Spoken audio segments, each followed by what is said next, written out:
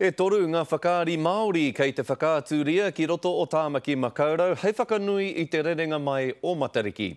Engari tērā no hoki te kaupapa whakapoa-poa tāngata ki te tuhi whakaari hou, e raongona whānuitia i te reo Māori i roto i taua momo mahi. He aha te tāma koe here mai nuku. Koinei te ao whakaari Māori e whanake nei. The question was, where is Māori theatre and where is Māori theatre in Auckland? And the basic answer to that was, it's not here, really. In the last few years, that's been changing. Koinei te rereke e hia Amber mā kia puta mai mā te whakarewatanga o tēnei whakaari te awarua. Ko wai koe mā? Ko tūtāre ai, te whakapākanga. Ara e tiro ana ki tētahi tamatoa i te wā o te pakana tuatahi o te ao, me tōna honona ki tētahi wahine wiwi o reira.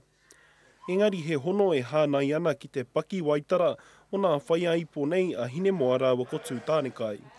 And so we're putting on a lot of work by Māori, for Māori, like this play. Kua tīmata e Amber mā tētahi kaupapa kotua kanateina, ara e mahitahi ai nā kaituhi rongonui me nā kaituhi e ara mai nei. Koinei tētahi whakaari kua ara mai i tēnei kaupapa.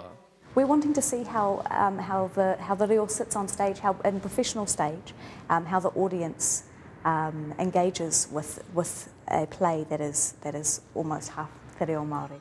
E hara noa kona kaituhi e tiro nei rātau. We need more actors with the reo. You know, there are a lot of us, a lot of actors who don't have the reo.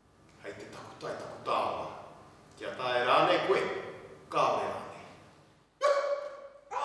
Hei te pō o a pōpō ka whakarewa tēnei whakaari ki te horo matua o te whaitua o Tāmaki Makaurau. Rā pāre tāwhai te karere.